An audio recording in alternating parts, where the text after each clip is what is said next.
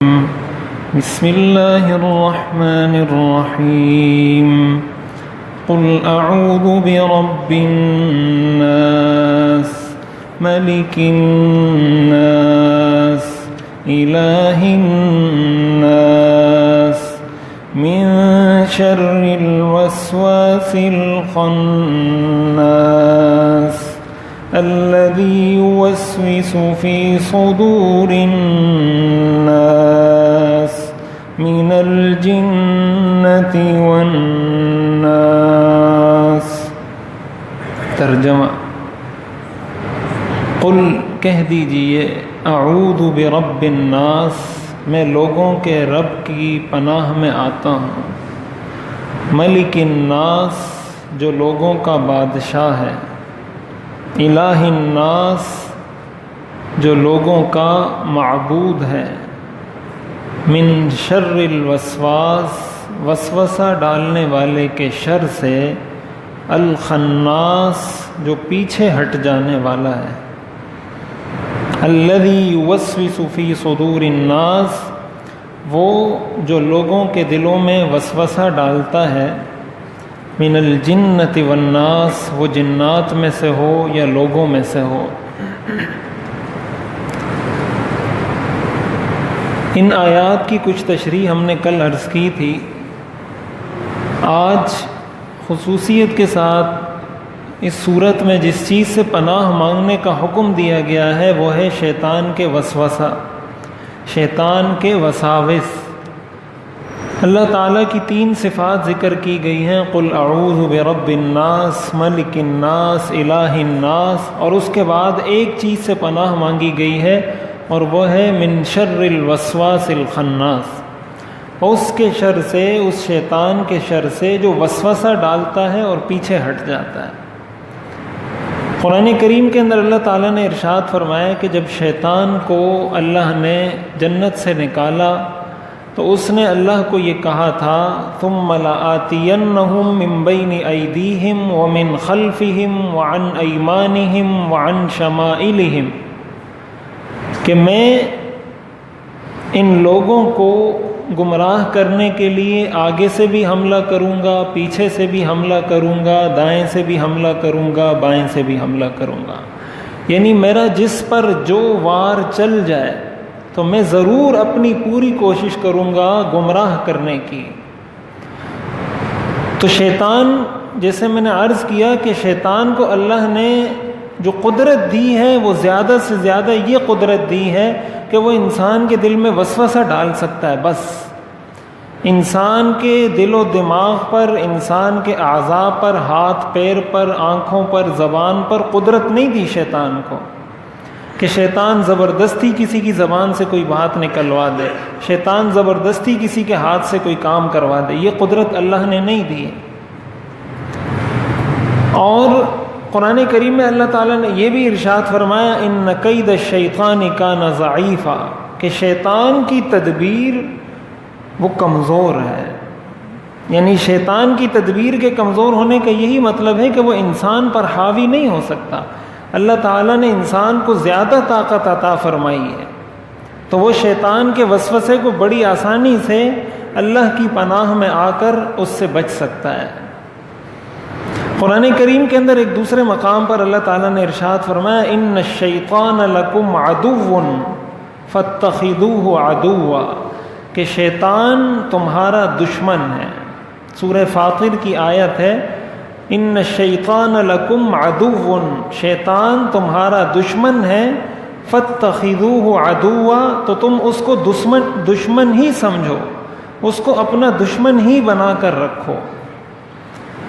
اور ایک دوسری آیت کے اندر اللہ تعالیٰ نے ارشاد فرمایا، انما النجوى من الشیطان لیحزن الذین آمنوا ولیس بضارهم شیئا۔ یہ جو نجوہ کا لفظ ذکر کیا گیا، اس کی تشریح بعض مفسرین نے وسوسے سے کی ہے کہ وسوسہ یہ شیطان کی طرف سے ہوتا ہے۔ کیوں ہوتا ہے؟ لیحزن الذین آمنوا، تاکہ وہ مسلمانوں کو، ایمان والوں کو پریشان کرے، وَلَيْسَ بِضَارِّهِمْ شَيْئًا، اور یہ ان کو کسی طرح کوئی نقصان پہنچانے والی چیز نہیں ہے۔ تو ایک تو ہمیں یہ بات پتہ ہونی چاہیے کہ لا یکلف اللہ نفسا الا وسعها، اللہ تعالیٰ انسان کو مکلف نہیں کرتا مگر اس چیز کا جو اس کی وسعت میں ہو، اس کی طاقت میں ہو۔ اب دل کے اندر برے خیال کا آنا یا وسوسے کا آنا یہ انسان کے اختیار سے باہر ہے۔ شیطان اگر برائی کا خیال دل میں ڈالتا ہے، شیطان کوئی وسوسہ دل میں ڈالتا ہے، نماز میں کھڑا ہوا ہے اس میں وسوسہ ڈالتا ہے، پاکی حاصل کر رہا ہے اس میں وسوسہ ڈالتا ہے، یہ غیر اختیاری ہے۔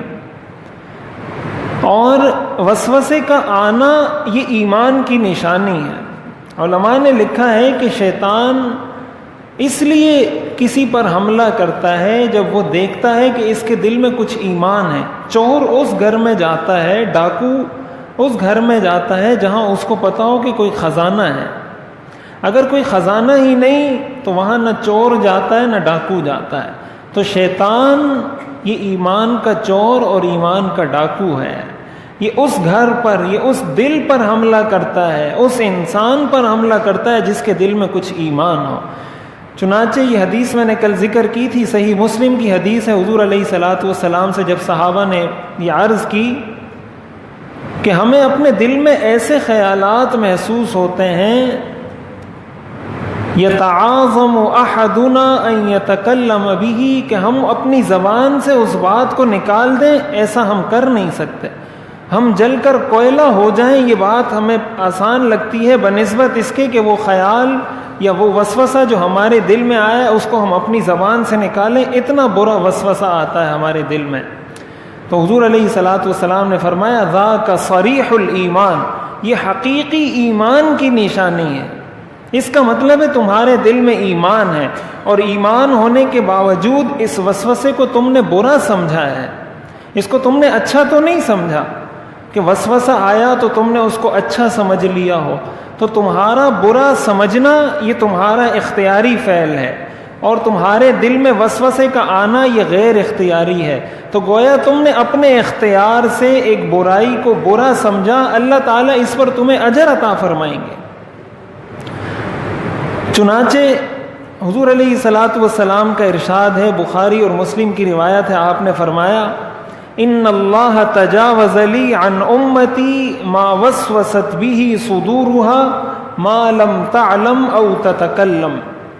یہ بخاری اور مسلم کی روایت ہے کہ اللہ تعالیٰ نے میری امت پر وسوسوں کو، برے خیالات کو معاف کر رکھا ہے، جب تک وہ اس وسوسے پر عمل کر کے کوئی برا کام نہ کر لے، یا اس وسوسے پر عمل کر کے اپنی زبان سے کوئی بری بات نہ نکال لے۔ تو جب تک وہ عمل نہیں کرے گا، جب تک اپنے اختیار سے کوئی کام اور اپنی زبان سے کوئی بات نہیں نکالے گا، وسوسے پر کوئی گناہ نہیں ہے۔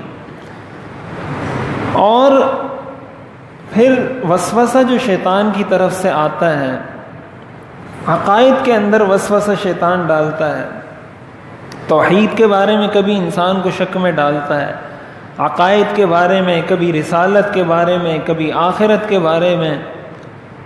اس کا آسان حل حضور علیہ الصلاۃ والسلام نے بتایا، یہ مسلم شریف کی روایت ہے، آپ نے فرمایا یأتی الشیطان احدکم، کہ شیطان آتا ہے انسان کے پاس، فیقول، تو کہتا ہے من خلق کذا، من خلق کذا، اس چیز کو کس نے پیدا کیا، اس چیز کو کس نے پیدا کیا، اس چیز کو کس نے پیدا کیا؟ تو وہ آگے سے جواب میں کہتا ہے اللہ نے پیدا کیا۔ تو پھر شیطان آگے سے کہتا ہے من خلق ربک، تو اللہ کو کس نے پیدا کیا؟ اب یہ شیطان کا وسوسہ ہے۔ تو حضور علیہ الصلاۃ والسلام نے ارشاد فرمایا فَإِذَا بَلَغَهُ فَلْيَسْتَعِذْ بِاللَّهِ وَلْيَنْتَهِ، کہ جب نوبت اس حد تک پہنچ جائے کہ وہ یہ وسوسہ دل میں ڈالنے لگے، تو اس کا علاج یہ ہے کہ وہ کہے اعوذ باللہ من الشیطان الرجیم، وَلْيَنْتَهِ، اور اس برے خیال کو چھوڑ دے۔ چنانچہ وسوسے کا سب سے بہترین علاج اس حدیث شریف کی روشنی میں کہ انسان اس وسوسے کی طرف توجہ نہ رکھے۔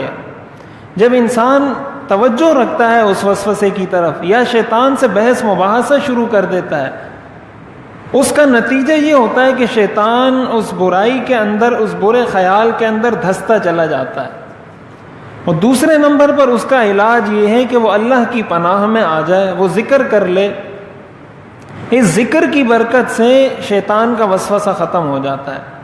اور تیسرے نمبر پر اس کا علاج یہ ہے کہ وہ اپنے لیے کوئی مصروفیت تلاش کرے، کسی کام میں، کسی جائز کام میں لگ جائے، کوئی کھیل کھیل لے، کوئی گھر میں کوئی ایسا کام اپنے لیے تلاش کر لے اگر فارغ بیٹھا ہوا ہے. اس لیے جو کہتے ہیں نا کہ خالی گھر شیطان کا، خالی گھر شیطان کا مطلب یہ انسان فارغ ہوتا ہے، کوئی کام دھندا اس کا نہیں ہوتا، تو کبھی اس کے ذہن میں کیا خیال آتا ہے، کبھی کیا خیال آتا ہے. جب وہ مصروف ہوگا تو کوئی خیال نہیں آئے گا، اس لیے کہ اس کے پاس ٹائم ہی نہیں ہے سوچنے کا. یہ خیالات تو تب آتے ہیں جب انسان فارغ ہوتا ہے. تو ایک تو اس کا علاج یہ ہے کہ ایسے ہر موقع پر انسان اپنے آپ کو مصروف کر دے اور فارغ بیٹھنے سے گریز کرے کہ یہ انسان کو بہت زیادہ وساوس میں مبتلا کرنے والی چیز ہے. اسی کے ساتھ ساتھ جو پاکی کے معاملات ہیں، مثلا استنجا انسان کرتا ہے، وضو کرتا ہے، اس کے اندر بہت سارے لوگ وسوسے کا شکار ہوتے ہیں. وسوسے کا شکار ہونے کا مطلب یہ ہے کہ اس نے استنجا کیا، پیشاب کیا، اب وہ دیکھ رہا ہے کہ پیشاب میں کر رہا تھا اور پیشاب رک گیا اور ختم ہو گیا، لیکن بعد میں جب وہ اٹھا اور وضو کرنے کے لیے آیا، اب اس سے یہ وسوسہ ہو رہا ہے کہ کہیں کوئی قطرہ نہ نکل گیا ہو، کہیں کوئی ایسا عمل نہ ہو گیا ہو جس سے میرے کپڑے ناپاک ہو گئے ہوں، میرا وضو نہ ٹوٹ گیا ہو. حالانکہ اس نے اپنی آنکھوں سے دیکھ لیا ہے کہ اب جب میں اٹھا ہوں تو کوئی قطرہ نہیں نکل رہا تھا. ایک تو یہ ہے کہ کوئی آدمی بیمار ہے، کسی کو یہ عذر ہے، تو اس کا تو علاج علماء نے لکھا ہے کہ وہ آدمی نماز سے آدھا گھنٹہ پہلے استنجا کر لے، اچھی طریقے سے استبراء اور صفائی حاصل کر لے، اور اس کے بعد آدھے گھنٹے بعد وضو کر لے. اتنی دیر میں اگر کوئی قطرہ وغیرہ کوئی نکلنا ہے وہ نکل جائے گا. اور اس کے کپڑوں پر اگر کوئی قطرے وغیرہ لگ گئے ہیں، اس کے کپڑوں پر کوئی قطرہ وغیرہ اگر لگ گیا ہے تو اس کا علاج یہ ہے کہ اس پر پانی مار دے. حضور علیہ الصلوۃ والسلام کی یہ سنت تھی کہ جب آپ قضاء حاجت سے فارغ ہوتے تھے، آپ کچھ پانی لے کر اپنے شلوار پر، اس جگہ پر پانی پھینک دیا کرتے تھے کچھ. کیوں؟ اس مقصد کے لیے کہ شیطان اگر دل میں یہ خیال ڈالے کہ تمہارے سے کوئی قطرہ نکلا ہے، تو انسان کے دل میں یہ خیال آئے کہ یہ تو قطرہ نہیں، یہ تو میں نے پانی پھینکا تھا. اس سے معلوم ہوتا ہے کہ شریعت کا مزاج ان معاملات میں کیا ہے. شریعت اس چیز کو بالکل جائز نہیں سمجھتی، اس چیز کی بالکل شریعت روا نہیں سمجھتی کہ انسان وسوسے میں مبتلا بیٹھا رہے. تو پانی اگر انسان ڈال دیتا ہے، اب اگر اس کو وسوسہ آتا بھی ہے تو وہ یہ کہے کہ بھائی یہ تو میں نے پانی ڈالا تھا، یہ تو اس کا گیلا پن ہے، یہ تو اس کی تری ہے. تو اس لیے بہت زیادہ اپنے آپ کو اتنا مبالغہ کرنا پاکی کے معاملے میں کہ اس کی وجہ سے اس کی زندگی مشکل ہو جائے، اس کی وجہ سے اس کی نماز متاثر ہونے لگ جائے.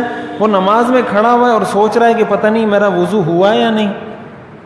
تو اگر ایک انسان کو اطمینان حاصل ہو جاتا ہے اور اس نے دیکھ لیا اور کپڑوں پر وہ چھینٹے مار لے، چھینٹے مارنے کے بعد اب بھی کوئی وسوسہ آتا ہے، علماء نے لکھا ہے اس کے بعد اس کو یہ کہنا چاہیے کہ بس میرا وضو ہو یا نہ ہو میں یہ نماز پڑھوں گا. بس علماء نے یہ بات لکھی ہے. اس کو جب ایک دفعہ یقین ہو گیا کہ میں استنجا کر چکا ہوں، میرے کپڑے صاف ہو چکے ہیں، میں وضو کر چکا ہوں، اس کے بعد مجھے یہ وسوسہ آ رہا ہے، تو وہ یہ کہے میں بغیر وضو کے پڑھوں گا. 2 3 4 5 6 دفعہ ایسا کریں، آئندہ وسوسہ آئے گا ہی نہیں. اس لیے کہ یہ وسوسہ اس کو نماز کے علاوہ کسی وقت میں نہیں آتا. یہ وسوسہ اسے پورا دن وہ گزارے گا، اسے یہ وسوسہ نہیں آئے گا کہ قطرے نکل رہے ہیں یا نہیں. لیکن جب نماز کے لیے وضو کرے گا تو اس کو وسوسے آنا شروع ہو جائیں گے. اس کا کیا مطلب ہے؟ جب پورا دن اس کو وسوسے نہیں آئے، اس کا مطلب ہے کہ کوئی ایسا مسئلہ اس کو نہیں ہے. اب نماز کے وقت میں وسوسے آنے کا مطلب ہے کہ یہ شیطان کی طرف سے، اور شیطان کا یہی علاج ہے.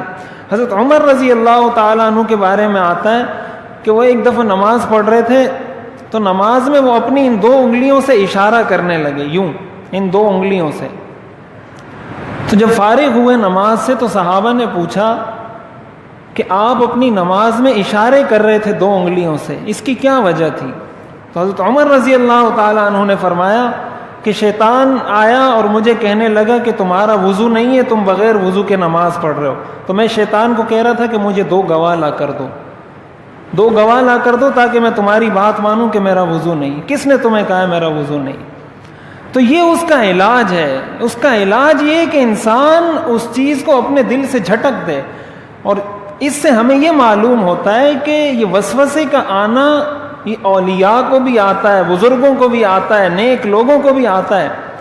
ایک صحابی فرماتے ہیں کہ میں نے حضور علیہ الصلاۃ والسلام سے عرض کی، حضرت عثمان رضی اللہ تعالیٰ عنہ کے بارے میں آتا ہے کہ انہوں نے یہ کہا کہ میں نماز میں کھڑا ہوتا ہوں تو مجھے وسوسے آنا شروع ہو جاتے ہیں. حضور علیہ الصلاۃ والسلام نے فرمایا یہ ایک شیطان ہے جس کا نام ہے خنزب، اور یہ نماز میں آتا ہے اور انسان کے دلوں میں وسوسے ڈالتا ہے. تو اگر ایسا کوئی وسوسہ آئے اس کا یہ بہترین علاج ہے. اسی طرح نماز کے معاملے میں انسان نماز پڑھنے لگتا ہے تو نماز میں اس کو کبھی وسوسہ آتا ہے کہ میں نے 3 رکعت پڑھی ہیں یا 4 رکعت پڑھی ہیں. اب اگر وہ اسی چکر میں، چنانچہ ہم نے بہت سارے لوگوں کو دیکھا ہے وہ نیت باندھتے ہیں، تھوڑی دیر بعد نماز توڑ دیتے ہیں، پھر نیت باندھتے ہیں. تو ہمیں یہ چیز پتہ ہونی چاہیے، قرآن کریم میں آتا ہے ما جعل علیکم فی الدین من حرج، کہ شریعت نے دین کو مشکل اور حرج والا نہیں بنایا کہ آپ نیت باندھیں پھر سلام پھیریں، پھر نیت باندھیں پھر سلام پھیریں. جب آپ، اور اس کی وجہ شاید یہ بھی ہوتی ہے کہ ہم لوگ زبان سے نیت کے الفاظ ادا کرتے ہیں، اور وہ نیت ہماری کوئی 1 منٹ کی نیت ہوتی ہے. ہر آدمی اپنی زبان میں پوری نیت پڑھتا ہے. تو ایک تو ہمیں یہ پتہ ہونا چاہیے کہ نیت کے الفاظ کا زبان سے ادا کرنا ضروری نہیں ہے. کئی لوگوں کو دیکھا ہے کہ امام رکوع میں ہیں اور ان کو یہ بھی خواہش ہے کہ میں امام کے ساتھ رکوع میں شامل ہو جاؤں، لیکن وہ کھڑے ہوئے نیت پڑھ رہے ہیں، امام رکوع سے بھی اٹھ جاتا ہے، سجدے میں بھی چلا جاتا ہے، سجدے سے بھی اٹھ جاتا ہے. نیت کا مطلب ہے دل سے انسان یہ ارادہ کرے میں اس وقت کی یہ 4 رکعت نماز اس امام کے پیچھے پڑھتا ہوں، بس دل میں یہ ارادہ کافی ہے. زبان سے اگر کوئی کہہ دے اچھی بات ہے، اس میں کوئی گناہ نہیں ہے، حرج کی بات نہیں ہے، اچھی بات ہے. لیکن اس کی وجہ سے انسان سلام پھیر دے کہ شاید میں نے وہ الفاظ پورے ادا نہیں کیے، میں نے اپنی نیت صحیح نہیں کی، پتہ نہیں میری نیت کیا تھی، یہ وسوسہ ہے. قرآن کریم میں آتا ہے لا تبطلوا اعمالکم، اپنے اعمال کو باطل مت کرو. باطل کرنے کا مطلب یہ کہ نماز شروع کی پھر توڑ دی، یہ جائز نہیں ہے ایسا کرنا. تو اگر کسی کو نماز میں یہ وسوسہ آتا ہے کہ میں نے 3 رکعت پڑھی ہے، 4 رکعت پڑھی ہیں، تو جس چیز کا اس کو یقین ہے، اس کو اگر یہ یقین ہے کہ 3 رکعت ہیں تو 3 سمجھے، 4 کا یقین ہے تو 4 سمجھے. حدیث شریف میں یہ بھی آتا ہے کہ اگر کسی کو ایسا کوئی شک ہو جائے آخر میں 2 سجدے کر لے، سجدے سہو کر لے، اس کی وجہ سے شیطان کی ناک خاک میں ملتی ہے کہ میں تو اس کے دل میں وسوسہ ڈال رہا تھا اور اس نے نماز میں 2 سجدے اور زیادہ کر دیے. تو اس لیے شیطان سے بچنے کا عمل اور اس سے بچنے کا طریقہ قرآن کریم نے احادیث طیبہ میں یہی بتایا گیا ہے.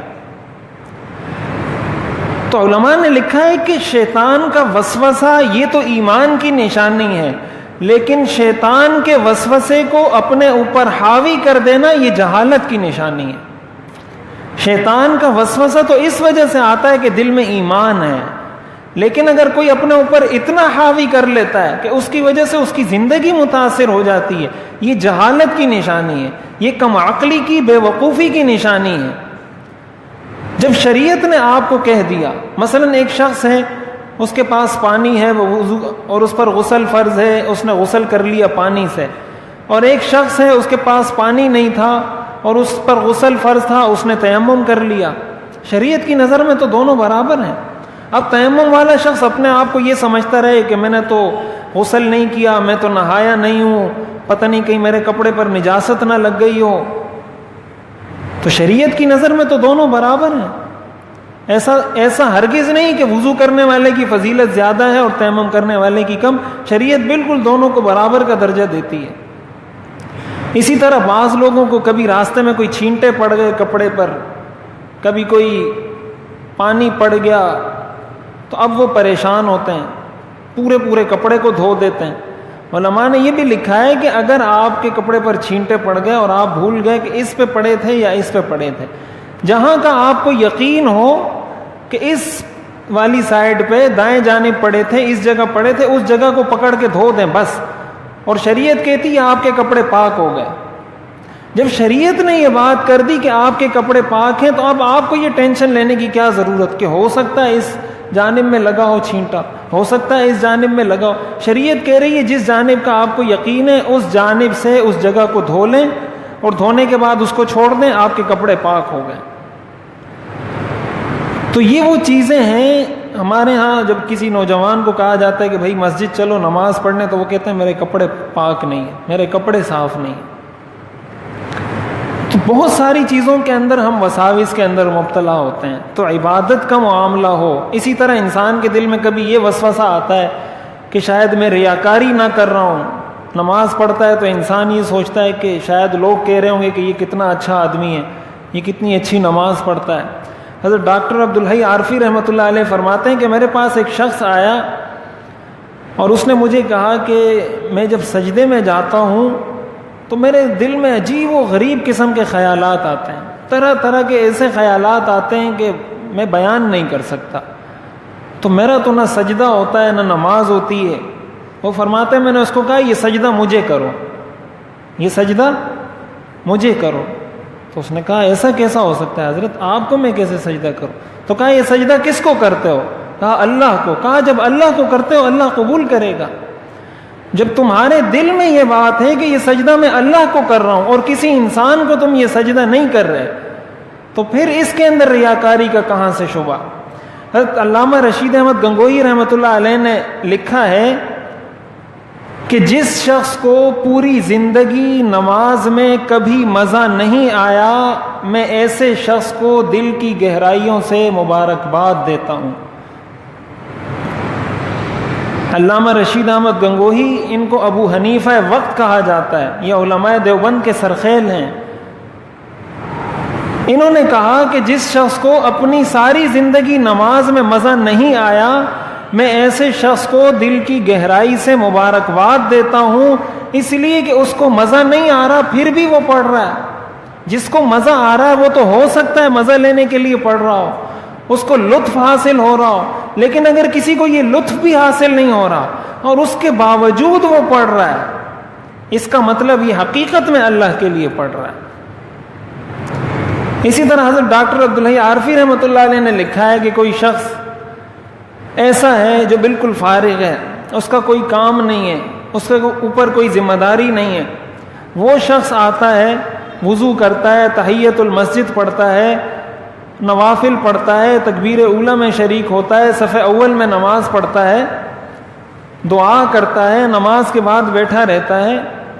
اور ایک شخص وہ ہے کہ جو بیچارہ غریب آدمی ہے، اس کو اپنی روزی روٹی بھی کمانی ہے، اس کو بچوں کی بھی فکر ہے، ایک ٹھیا لے کے گلی میں پھر رہا ہے، نماز کا وقت ہوا، اس نے ریڑھی اور ٹھیا کہیں کھڑا کیا اور جلدی سے آیا نماز پڑھنے کے لیے، جلدی جلدی وضو کیا اور وضو کرنے کے بعد گیا، نماز پڑھی، 2 رکعت سنت مؤکدہ تھی وہ پڑھی، اور نماز میں بھی اس کا دل اس میں ہے کہ کہیں میری ریڑھی کو کوئی لے نہ جائے، کہیں کوئی چوری نہ کر لے، سارا اس کا دل اس میں ہے، اور اس طریقے سے وہ نماز پڑھتا ہے۔ وہ فرماتے ہیں میں پورے وثوق سے یہ بات کرتا ہوں کہ اس شخص کو جو نور حاصل ہوگا، اس شخص کو جو روحانیت حاصل ہوگی، جس نے اپنی ریڑھی کو گلی میں کھڑا کیا ہے اور ادھر آ کے نماز پڑھ رہا ہے، وہ نور اس شخص کو حاصل نہیں ہوگا جو بالکل فارغ الذمہ ہے اور جس کے ذمے میں کوئی کام نہیں اور وہ خشوع خضوع کے ساتھ نماز پڑھتا ہے۔ تو بنیادی عنصر اس کے اندر اس بات کا ہے کہ انسان ایک کام کرے، اس کا جی نہ چاہ رہا ہو، شیطان وسوسہ ڈال رہا ہو، شیطان گمراہ کرنے کی کوشش کر رہا ہو، اس کے باوجود وہ کام کرے، اس کا مطلب وہ حقیقت میں اللہ کے لیے وہ کام کر رہا ہے۔ تو اس لیے ہمیں ان وساوس سے پریشان نہیں ہونا چاہیے۔ یہ تو وہ وساوس ہیں جو شیطان کی طرف سے کبھی عقیدے میں آتے ہیں، کبھی نماز میں آتے ہیں، کبھی وضو میں آتے ہیں۔ چنانچہ علماء نے یہ لکھا ہے وضو کے اندر کسی کو وسوسہ آ رہا ہے، اب وضو میں وسوسہ یہ آتا ہے کہ اس نے 3 دفعہ دھو لیا، اب اس کو شک ہو رہا ہے کہ ہو سکتا ہے کوئی جگہ خشک رہ گئی ہو، حالانکہ اس کو پتا ہے کہ میں 3 دفعہ پورا ہاتھ دھو چکا ہوں، تو اب اس کو اٹھ جانا چاہیے۔ حدیث شریف میں آتا ہے کہ جو شخص 3 دفعہ سے زیادہ عضو دھوتا ہے وہ ظلم کرتا ہے، وہ زیادتی کرتا ہے، یہ پانی کا اسراف ہے، پانی کا ضیاع ہے۔ جب 3 دفعہ آپ نے دھو لیا ہاتھ کو، 3 دفعہ آپ نے چہرے کو دھو لیا، بعض لوگ پاؤں دھوتے ہیں تو شاید آدھی بالٹی پانی پاؤں کے دھونے میں بہا دیتے ہیں، ان کو یہ شک ہوتا ہے کہ شاید یہ جگہ خشک رہ گئی، یہ جگہ خشک رہ گئی، یہ جگہ خشک رہ گئی۔ آپ جب نلکا آپ نے کھولا اور آپ نے اس سے 20 سیکنڈ بھی آپ کے پاؤں پر اگر پانی بہہ جاتا ہے، سارا پاؤں اس سے گیلا ہو جاتا ہے۔ اب اس کے اندر کس چیز کا شک کہ پاؤں میرا گیلا رہ جائے؟ تو انسان ایک دفعہ آنکھ سے دیکھ لے کہ میں نے دھو لیا، اب دھونے کے بعد اگر شیطان کہتا ہے کہ خشک ہے تو یہ کہے خشک ہو، میں اسی طرح نماز پڑھوں۔ تو یہ وہ ساری چیزیں ہیں۔ اور پھر کچھ وساوس ایسے بھی ہوتے ہیں جو انسان کے دل میں آتے ہیں اپنے تعلقات کے اعتبار سے، اس کے بارے میں انشاءاللہ تفصیل اگلے ہفتے عرض کروں گا کہ تعلقات کے بارے میں بھی وساوس آتے ہیں، وہ تعلقات معاشرتی ہوں یا میاں بیوی کے ہوں یا والد اور بیٹے کے ہوں یا رشتہ داروں کے آپس میں ہوں، اس حوالے سے بھی بہت سارے وساوس ہوتے ہیں اور شیطان انسان کو طرح طرح کے وساوس کے اندر مبتلا کرتا ہے۔ تو اس لیے وساوس کا بہترین علاج ایک تو اس کی طرف توجہ نہ دیں، دوسرے نمبر پر اللہ کا ذکر کریں، تعوذ اعوذ باللہ پڑھیں، قل اعوذ برب الناس پڑھیں، تیسرے نمبر پر کوئی ایسی مصروفیت جائز تلاش کریں جس سے انسان کا ذہن کسی کام میں مصروف ہو جائے، اور اگر شیطان ان بیماریوں میں مبتلا کرنا چاہے تو اس خیال کو، اس تصور کو جھٹک کر اور اللہ کی عبادت میں اور اس کام کے اندر لگا رہے۔ اللہ تعالی ہمیں عمل کی توفیق عطا فرمائے۔ سورت کا ترجمہ کرتے ہیں اور پھر دعا کرتے ہیں۔ قل آپ کہہ دیجئے، اعوذ برب الناس، میں پناہ میں آتا ہوں لوگوں کے رب کی، ملک الناس، جو لوگوں کا بادشاہ ہے، الہ الناس، جو لوگوں کا معبود ہے، من شر الوسواس الخناس، وسوسہ ڈالنے والے اور پیچھے ہٹ جانے والے کے شر سے، الذی یوسوس فی صدور الناس، وہ جو لوگوں کے دلوں میں وسوسہ ڈالتا ہے، من الجنۃ والناس، وہ جنات میں سے ہو یا انسانوں میں سے ہو۔ الحمدللہ رب العالمین، الصلاۃ والسلام علی رسولہ محمد وآلہ واصحابہ اجمعین۔ ربنا آتنا فی الدنیا حسنہ وفی الآخرۃ حسنہ وقنا عذاب النار۔ یا اللہ ہم سب کے صغیرہ کبیرہ گناہوں کو معاف فرما، یا اللہ ہم سب کی شیطانی وساوس سے حفاظت فرما، ہر قسم کے شرور سے حفاظت فرما، ہر قسم کی خیر یا اللہ ہم سب کو عطا فرما۔ یا اللہ امت مسلمہ کی مدد و نصرت فرما، یا اللہ ہمیں شریعت کے مطابق، سنت کے مطابق زندگی گزارنے کی توفیق عطا فرما، حضور علیہ الصلاۃ والسلام کی شفاعت نصیب فرما، ہم سب کی تمام جائز مرادوں کو پورا فرما۔ وصلی اللہ تعالی علی خیر خلقہ محمد وآلہ واصحابہ اجمعین، آمین برحمتک۔